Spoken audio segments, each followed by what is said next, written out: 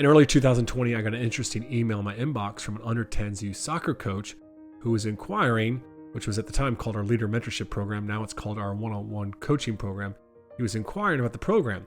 Anyways, I had never supported a coach for such a young level, so I was really intrigued and interested to see if this guy was serious.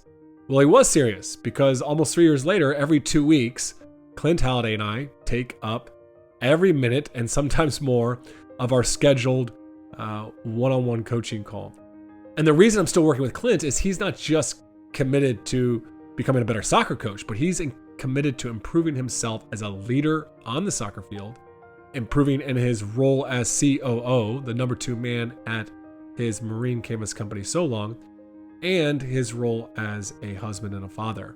Now, for those of you that have read my latest book, The Culture System, you might even recognize the name, as he was the coach featured at the end of chapter 4 on personal disciplines. Clint has built some incredible morning and evening disciplines into his life, which I would say are the lifeblood of his transformation as a leader and with the team that he leads. Now, Clint's our guest for the next 2 episodes of the podcast. In part 2, we'll be discussing some of the amazing things that he's done to build culture and create an incredible experience for his soccer players. In today's episode, though, we'll be unpacking his journey as a leader and the ways that they have built the culture of their business at SewLong. Welcome to the Coaching Culture Podcast. My name is JP Nerman, and I'm joined by my friend and co-host, Nate Sanderson. The mission of this podcast is to help coaches and leaders build better cultures and become better people so they can become better leaders. If you want to learn more about our one-on-one coaching program, our workshops, and our online courses, be sure to check out tocculture.com. There you can also subscribe to our weekly newsletter to get the notes to this and every episode. Now, I've been fortunate to visit SewLong's building and to do a workshop for all members of the team. And I can tell you, it's an incredible culture. And while sports coaching and leading a marine canvas company might seem like very dissimilar things, I can assure you they are very, very similar. And the culture they've created at SewLong is something many of us aspire to build. Just listen to some of the employees talk about the company in an onboarding video they created for all new employees coming into the business. Clint put his current employees in front of a camera and asked this simple question: what advice would you give anyone looking to come work here? I would tell them that there is a lot of information that you gotta know, and it's okay that you don't know it right off the bat. Like, you will get to know it, and we will teach you and help you and train you. We're here for you. We're here to help, and that you can do it. That's why you're here. We think you can do it. And so that's number 1. And then number 2, just jump in. We want you here, and we're happy to have you. I would give them advice of don't be afraid to lead. Like Justin always says, if something's wrong, like get up on the table and ring the bell, and don't be afraid to really lead and take a step and make a change. I would say there's a lot of expectations here. I say our team is very different, so I say need to be open mind, because we are totally different team, and that makes us, I think, special and unique. And I say follow the 4 core value of the company, and you will have success not only in this company, also in the life. Be prepared for the culture. Don't be scared of it. It's not cheesy, it's fun. I love it. Yo le diría que tiene que ser una persona honesta, pues buen trabajador también, y que tenga esa motivación de motivar a las demás personas, ¿no? De ser, pues, un buen trabajador. It's not easy, the job. Come open mind and be prepared to learn every day. New thing every day, because they need to learn too many things on this industry. and it's not easy to learn in 1 week or 2 weeks. It's every day that we learn something new. Just be willing to have fun, work hard, and be like a part of the family. So, how I say, joke around when it's the time and work hard when you have to. Ask a lot of questions, get to know the team, be creative, just share your ideas. Probably not all of them are going to be great, but I think it's important that we all strive to just listen and be open. All right, so those onboarding videos are just one of the many ways they're intentional about building their culture. Just substitute the word play for work, and that's honestly what you would want your players to say about your team. We're special. Expectations are high here. This is difficult. This is different. I love it here. We are a family. How incredible were those testimonials? Anyways, enough of me. Let's get into our conversation with Clint. Kind of want to just really start today's conversation with you sharing this leadership journey that you've been on in your life. Like, where did that all start for you? When did it start to become important, and when did you start to become intentional about that? Had a really bad boss about 14 years ago, and he was very authoritarian. He was very almost bipolar at times. The one thing that I took away, that I actually reached out to him and thanked him not too long ago for it, is that he always told me that he believed in me being more than just at the time I was delivering sheetrock and stocking sheetrock. So he always told me that I was more than just a driver. He's like, oh, I see a leader in you. And then when I ended up leaving that job, and I came where I'm at now, at SewLong, I guess when Justin first suggested that I listen to a Dave Ramsey book, and I listened to it, it all made sense to me, and that's kind of where it started. And then fast forward 5 or 6 years after that, maybe even longer, maybe 7 years, I came across your podcast. And one of your earlier podcasts, you had a statement that was regarding, if you wanted to be a good coach or a good leader, you had to be a good person. And that's when I made the commitment to becoming a better person and being a little more intentional about it. Yeah, because at the time you were kind of into youth soccer, and you're the COO, essentially the assistant coach at the company SewLong. So you hear this kind of prompting, to dive more into your own development as a leader and as a person.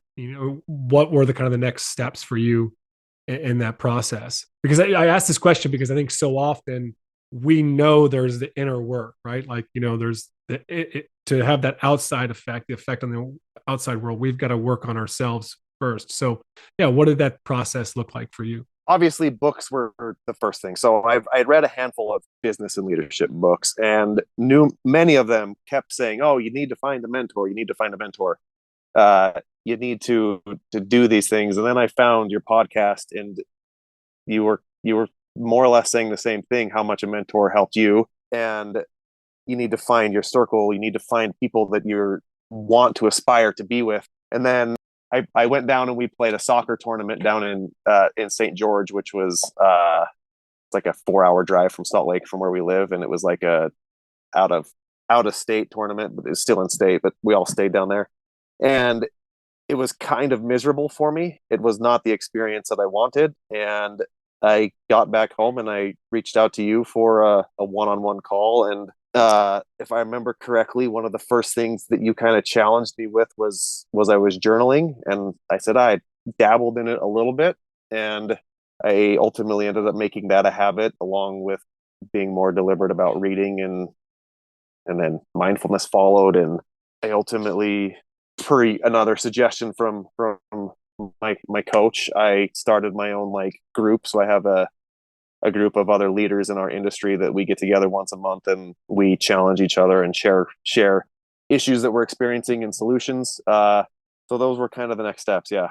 Those one-on-one calls, I think for a lot of people, there's a lot of mystery, and obviously you picked up the phone, you probably didn't know what they look like. And, you just it was a bit of a leap of faith. I know for you, as it is for everyone, as it was for me back in 2016. So maybe you could kind of illuminate, everyone's calls, coaching calls, mentorship calls, they look and feel a little bit different, but kind of from your perspective, share a little bit what those calls entail, and just maybe a little bit more about how they have benefited you so many years later.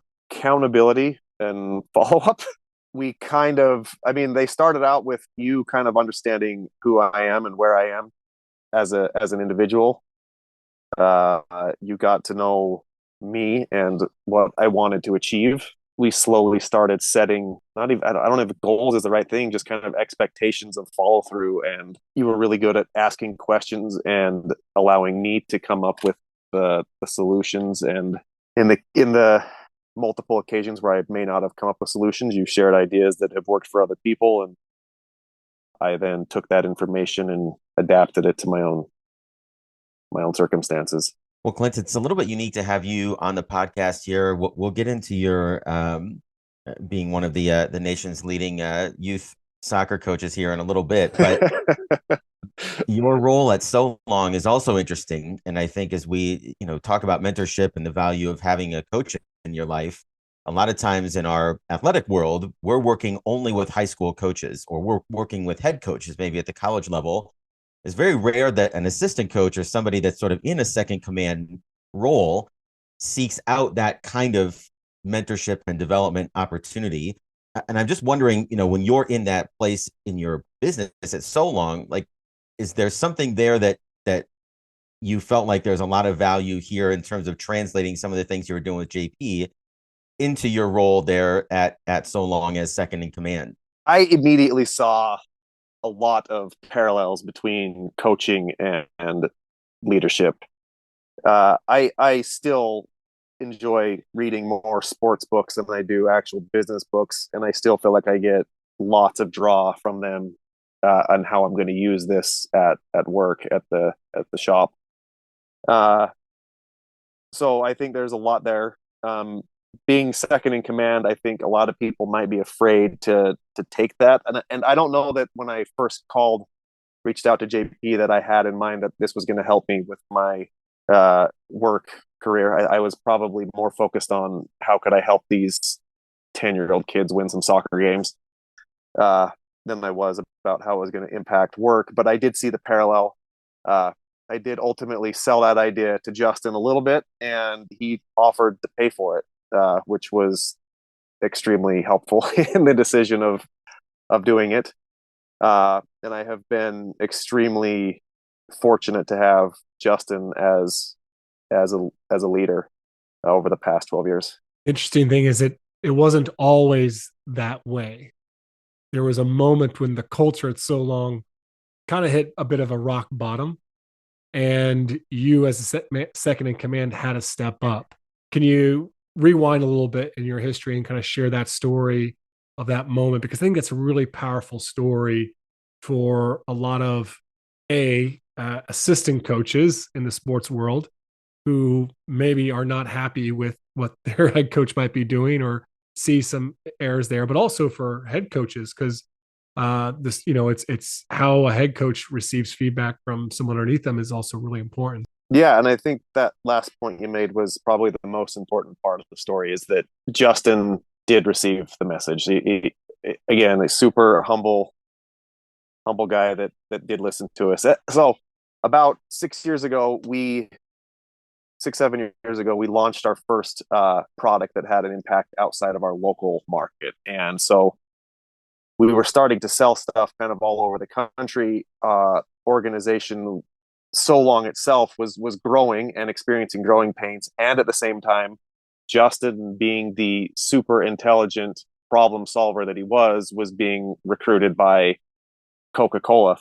Was one of his big clients, and he was helping them manage all of their national events through ties with his brother in a database that he helped, so that they could manage where everybody was. So Justin went to the Euros in 2016. He went to the Olympics, I think, in 2016. He went to the World Cup in Russia, which I think was 2018. So he was gone a lot. And without his leadership, looking back on it, I didn't do a very good job of stepping up in the moment, taking the reins. I thought that I was, but looking back, it was more a lot of blame, and we were the victims of Justin leaving. After one of the events, I think it was right before the 2018 World Cup, me and one of the other girls that worked here, we sat down with him, and we kind of gave him an ultimatum that it was either he needed to be all in with us, or he needed to kind of give us more control. Again, I don't think we realized how much control we had in the moment. But anyways, that was kind of how we handled it. And at that moment, we lost a lot of people.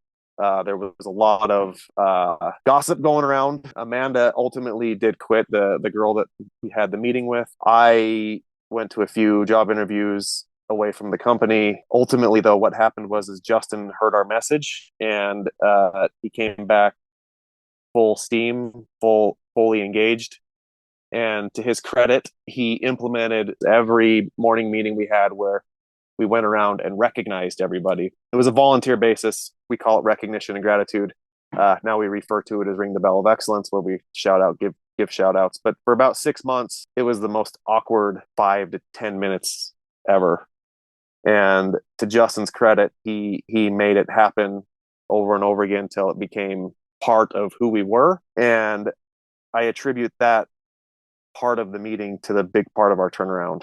And we obviously got a lot more deliberate in other areas too, but that, like, taking time for our team to recognize each other was the biggest impact. Well, there's a couple of things that are really powerful about that story. One is you admit that the way that you delivered that message and to him was probably not the best way, as well as, certain things you were communicating weren't fully true.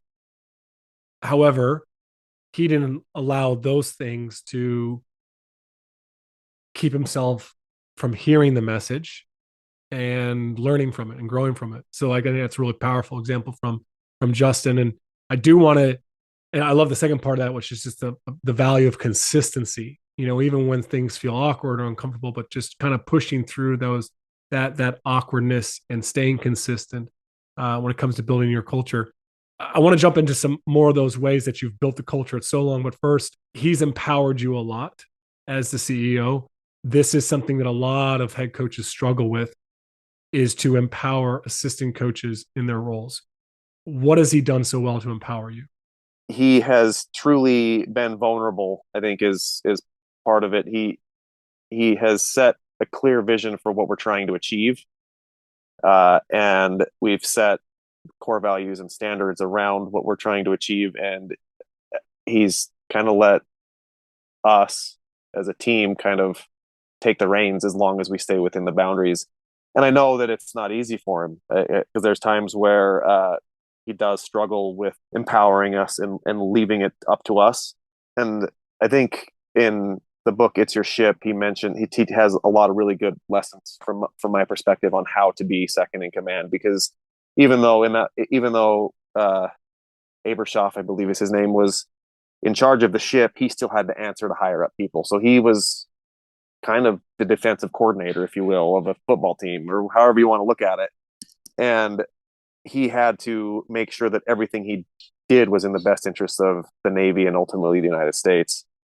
And so, reflecting on kind of how I did it, it's kind of the same thing. And luckily, I've got someone like Justin that saw that was my intentions and trusted it.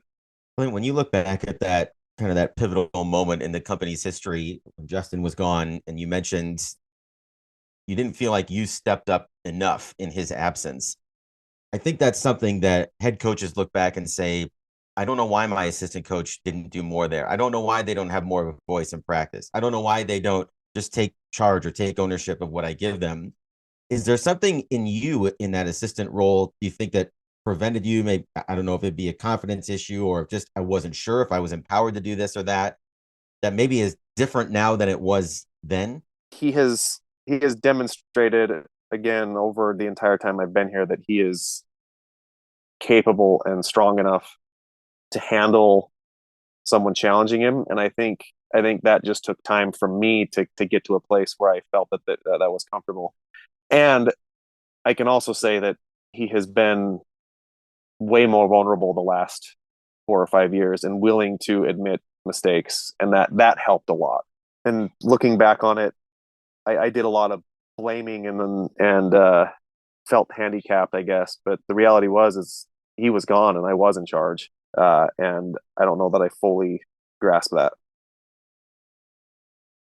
Well, and I think one thing, as we're talking about this dynamic, right, between the leader and the assistant, is I think oftentimes leaders just have an assumption that in my absence, whether it's my absence in a drill, it's my absence in a moment of practice, it's my absence in a timeout, that somebody will just step up, and yet they don't necessarily articulate that in the run up to that, right? Or they don't say, like, Totally. I know I'm terrible about this in practice of saying, hey, Coach Kinnick, I'm going to give you this for 8 minutes and I'm going to be down here. I'm getting better with that. But, the more I can lay that out and try to prepare you for those moments, which it sounds like that's getting better in your dynamic with Justin, the more capable our assistants can become. But there is some of that. It isn't necessarily just blaming the leader, but there is some of that on the head coach, right? Of articulating that role and those expectations as well. Yeah, I think you hit the nail on the head, because I experience that still now. Like, why didn't someone just solve this problem? And so yeah, it's totally up to us as leaders to make that clear. And I think one of the things that helped me have a voice, if you will, and challenge more, is when I truly articulated what it was that I was after. Like, what do I want to achieve here? What are my principles and my standards that I need for myself? I think that adds a lot of confidence in the decision. What am I willing to be fired for, I guess, is a good way to put it. And that helped increase my courage. Well, I think one of the things you're mentioning here is he's creating psychological safety within the team through his vulnerability, followed by Yes. he has a vision, values, and he Yes. started to Yes. take intentional action in that meeting, to kind of bring those values, that vision to life. You mentioned core values. I was curious if you could share your core values at SewLong and what they are, but then also how you bring them to life every day in the workshop. When our culture was at the lowest point, we had, like, I think 7 or 8, maybe even 9 core values. And one of the things that we did in this whole turnaround is we had a whole meeting with the remaining team, and we were like, some of these suck, some of them we're not doing, so we either establish whether we're going to do them or not. And we narrowed it down to 4 core values. Our 4 core values are: the first one is people matter, live by the golden rule. The second one is work like a predator, not prey. The third is ring the bell of excellence. And the last one is teamwork doesn't seem work. And we have those on our shirts. We use those phrases all the time. During our recognition, it's very intentional by our leadership council to make sure that we're tying all of our recognition to the core values. And then every Wednesday, so we have production, we have meetings pretty much every morning. We have production meetings on Monday and Wednesday. Monday is Mission Statement Monday, where a team member recites the mission statement from memory and what it means to them. And then on Wednesday, we do Core Value Wednesday, where we have like an award ceremony where each week the winner from last week has to pick a new winner this week, and they have to tie it to something they did and how it ties to the core values. And with that, it's kind of like not everyone gets a trophy, so only the people that are truly rocking it are the ones that get recognized. And we were a little concerned about that to begin with, but quite honestly, everyone is rocking it and everyone gets recognized. So that's a few of the ways that we do it. And you have the bell around the workshop, right? That people can actually ring when somebody's really rocking it. They ring the bell and we all cheer. We actually had bells made last year, cowbells made last year that says ring the bell of excellence. And we shipped them out to a bunch of our customers and take them to events and hand them out. And so, yeah, we've got the bells all around the shop. Yeah, it's just such great examples, because so often these core values, they become things on a shirt or on the wall, but they're obviously on the wall and on shirts, but take it even further than that. They're lived and they're celebrated. And like you said, you're speaking about them all the time, which is really powerful. One of the things you mentioned there was the leadership council. That's something that you've implemented recently, and it's something that we've done a lot with in sports teams. How has it benefited your team at SewLong? So our leadership council is made up of Justin, Esmeralda, Ivan, and myself. And we meet once a week, and we kind of quickly go over production. We quickly go over where we're going as a company, what our individual goals are. And then I think so it's had a good impact on keeping production going, but I think the biggest impact that it is ongoing having is we talk about what we've all tried to do differently as leaders. So it gives us an opportunity to be vulnerable with everybody on areas that we're struggling with. My topic right now is I'm trying to be more patient with everybody, and so we go over that. I go over stories of where I've had success and issues that I failed, and with other members, one of them is talking about having difficult conversations. So like we ask questions and we dive into that a little bit and try to connect there. My understanding, and this is again, JP, just kind of give me a little background here before we get on today, is that you've also implemented one-on-ones within the culture there at SewLong, and that's something that we obviously recommend our coaches do with their players periodically. I often tell people that is probably the best thing that we've ever done to enhance the culture of our program year in and year out, is just consistently meeting with our players throughout the season. What has that been like? Because that sounds like, again, I'm extrapolating a little bit here, imagining myself in that situation. I'm an employee and somebody says, I want to start meeting with you regularly. And I think, what have I done wrong? Or I think this is an evaluation type thing. But first of all, how did that sort of come about? And then what benefit have you seen from investing in that in your organizational culture there? So I'm currently doing kind of two different one-on-ones. I have two team members that I'm doing it consistently with. And then as our leadership council, we rotate a different team member each week with a different leader. And we had to communicate it. We communicated it pretty frequently for the first 2 or 3 weeks. Hey, we're going to be doing this, so be prepared, and why we're doing it and what the objective is. And then with every new hire that we bring on, we do the same thing. Hey, we do this, so when it's your turn, don't be worried. It is totally about connection. And then we also bring that information back to our leadership council, where we talk about conversations that we had. We have a kind of an agenda when we go on those. We have a list of things that we're trying to get. We're trying to understand who they are, what they're trying to achieve, and that because we want to ultimately enrich the quality of their life outside of work. So how can we do that is one of the big things that we're trying to accomplish in those one-on-one meetings. I do see a lot more transparency between the team and leadership because of these meetings. They're more willing to bring problems forward and ask for help. And on top of that, my favorite thing that's happening is that they're bringing us solutions to the problems now as well. And I think that comes from being consistent in this safe space that we're in, where we're continually trying to improve and empower each other. And I don't think that would be capable without the connections created outside of the workplace. We go to lunch, so we leave the shop and go to lunch. One of the things is the story, of working at SewLong. It's obviously had its ups, its downs. It's an incredible culture. I've gotten to experience it, be there. You've got some incredible videos that you've captured, even, employed essentially testimonials to the culture and experience. But I'm curious, obviously you're not as passionate about boat covers as you are leadership and culture and impact, so what is it? Don't tell our customers. But it's the truth, right?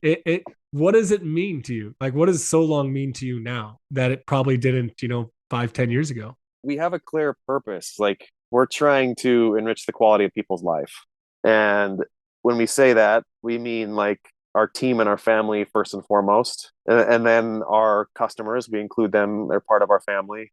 Our vendors are it's everybody. We understand that as we grow as an organization, it benefits our community because our team is spending their money here. We used to be this small fish at all the machine shops. We we built a lot of our own hardware, design it all, and we had machine shops make them. And we used to be the small fish, and now we're the big fish for 2 machine shops.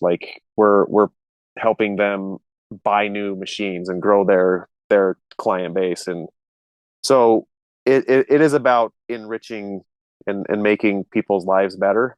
And that's one of the things I've enjoyed about being a transformational leader is trying to help people be the best versions of themselves, because when they are the best versions of themselves, we produce more here at work and we get more out the door, which allows us to help even more people.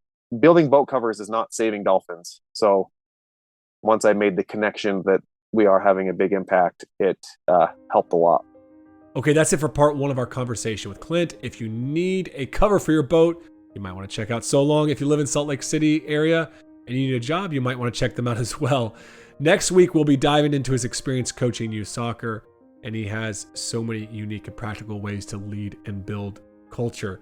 You aren't going to want to miss it. Also, if you're interested in our one-on-one coaching program, which Clint is in, along with over 100 different coaches in the last 6 years, go to tocculture.com and fill out the Work With Us form, or shoot me an email at jpnerbun@tocculture.com. Nerbun spelled Nerbun. Now, I'm excited to announce that Clint Halladay will be joining the TOC coaching team that has been made up of myself, Nate Sanderson, and Shane Sowden up to this point. Clint's being trained up by me to coach coaches and leaders, and he might be a great fit for you if you run a business or coach a youth soccer program. So let us know if you're interested. The details to get in touch are in the notes of this episode as well as online.